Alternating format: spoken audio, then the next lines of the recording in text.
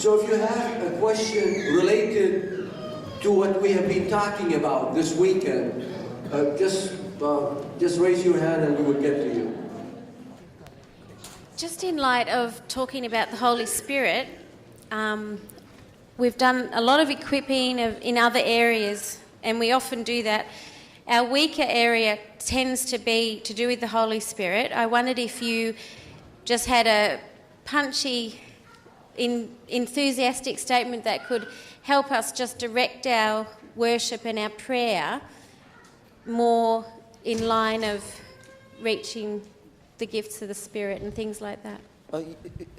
Is your question about worship or about prayer? Just as individuals. As individuals. And as a church corporately. I think the area of the Holy Spirit is one of our weaker areas as a denomination. Okay. I wondered personally if there was a concept you could help us with, personally, that would help the whole corporate concept where we worship and minister to be directed that way. Okay. Let me show you something from here.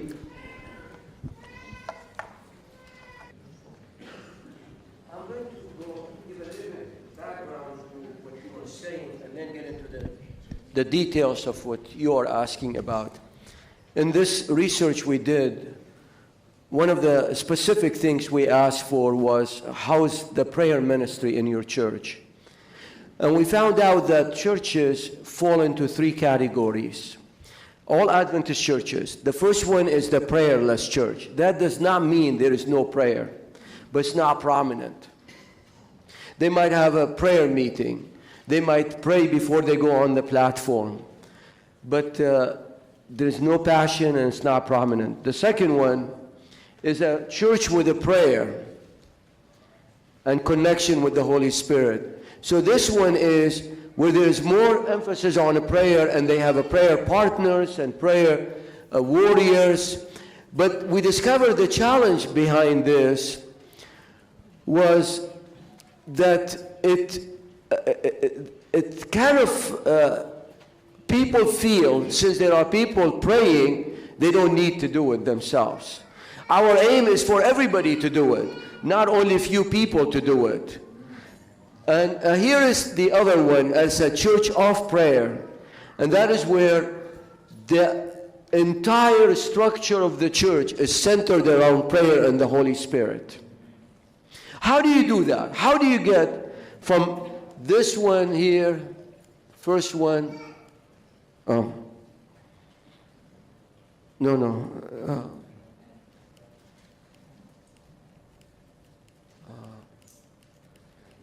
a lot of this information is in the book.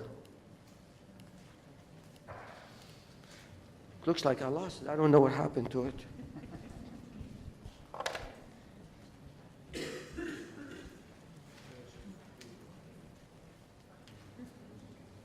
Oh, here it is.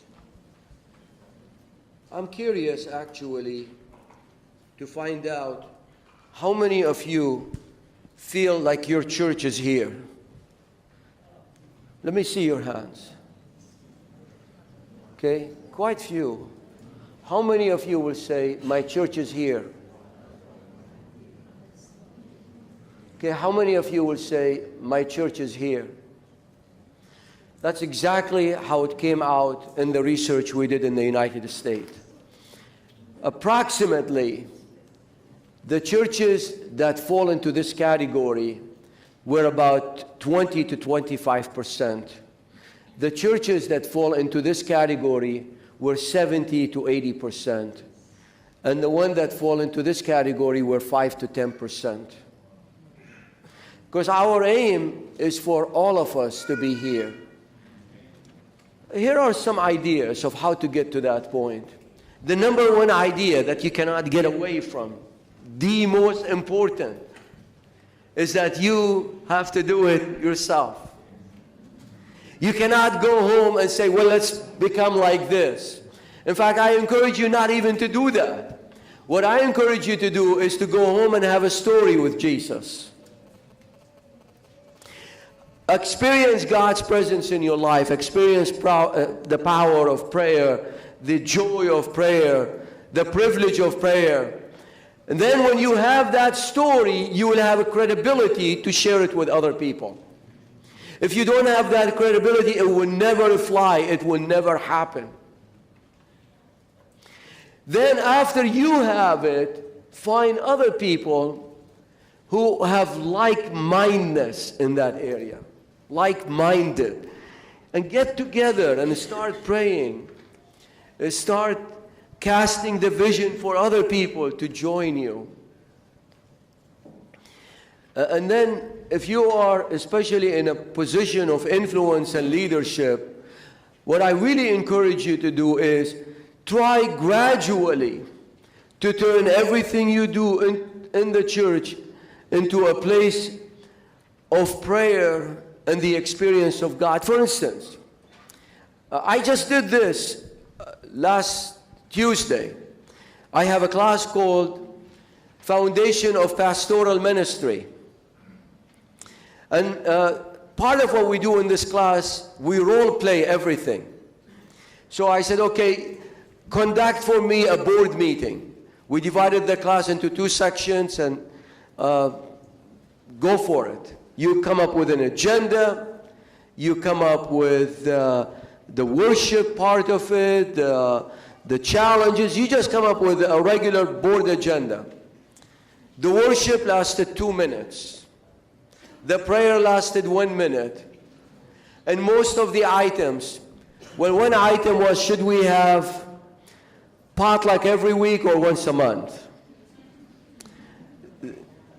The other item was, we don't have insurance for our kids to go to Oshkosh. How are we going to get that? You know, a bunch of items like this. And my point to them was, where is the vision in this? Where is the spirituality in this? A good board meeting that emphasizes spirituality will be a place where you will have 10, 15 minutes of worship and another 20, 30 minutes of prayer. Let me give you an example, kind of to carry on with what I talked about the church from yesterday. When I felt the need that we need to move into a spiritual area, I went to the board one day and I had the most wonderful worship I have prepared.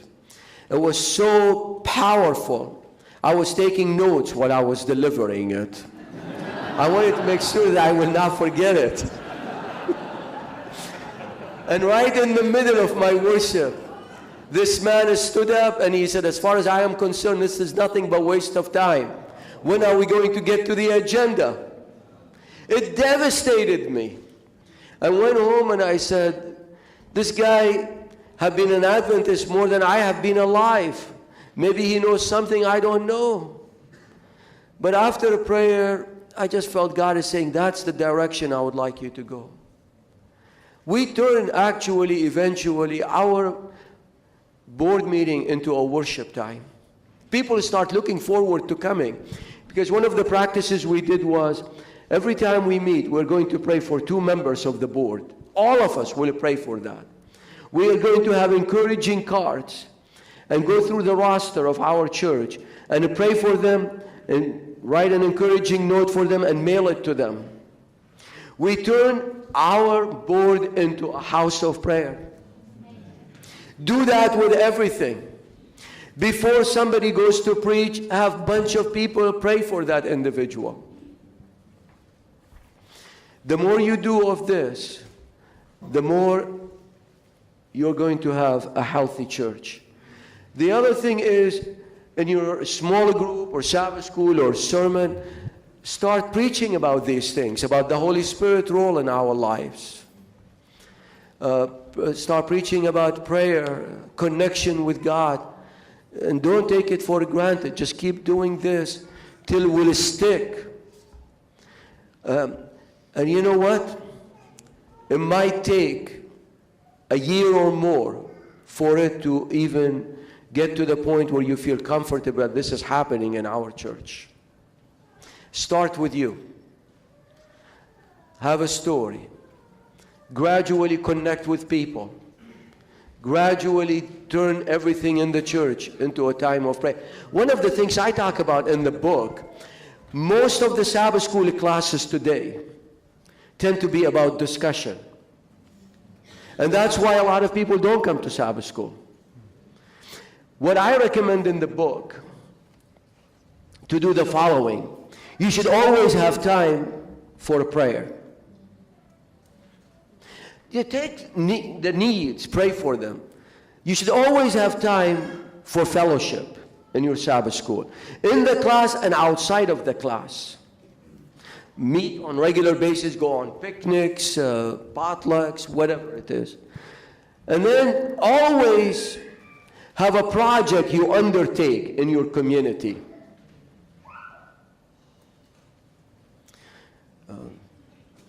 A ministry, like for instance, one of the Sabbath school classes in one of the churches I pastored, discovered there was a single lady in our community who did not have a running water in her house.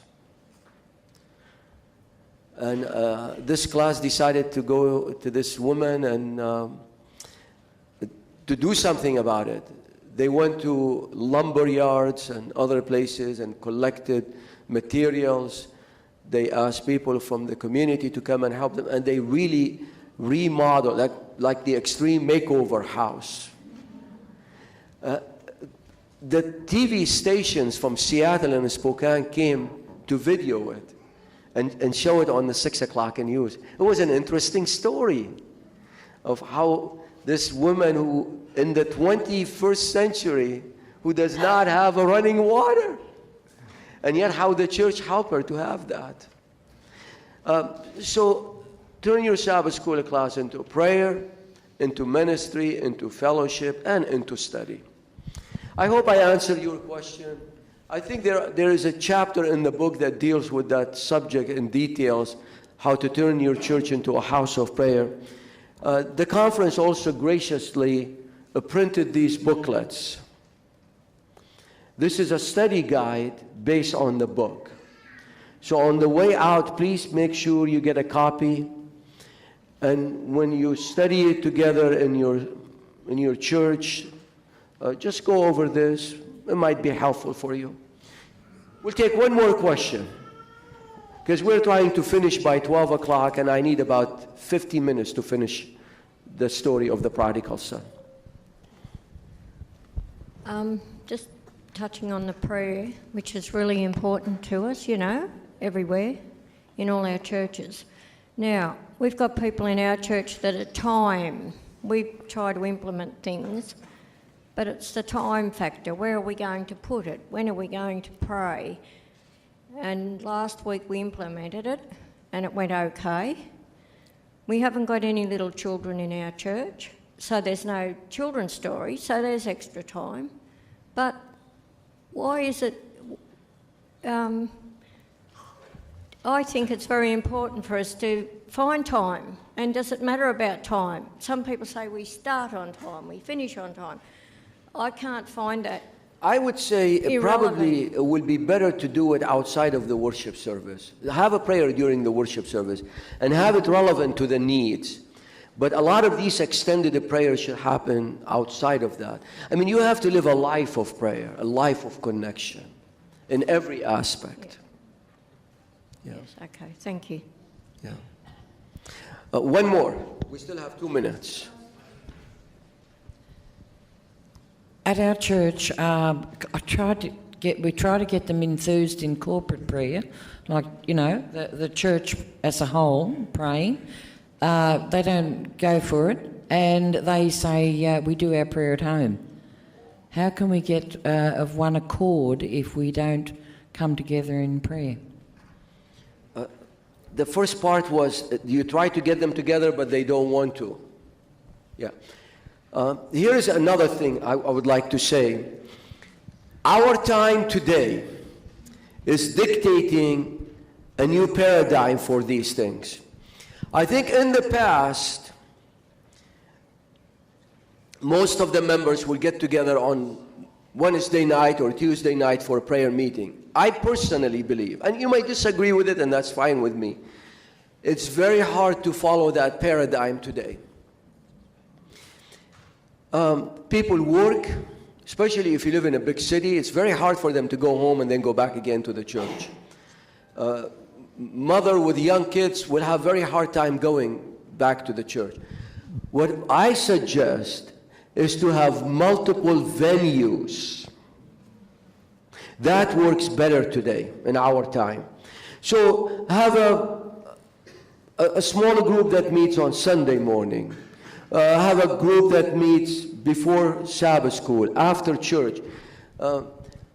In my case, in the church I pastor, we had a time for prayer at 8:30 every Sabbath, and always at 12:30 after the worship service is over.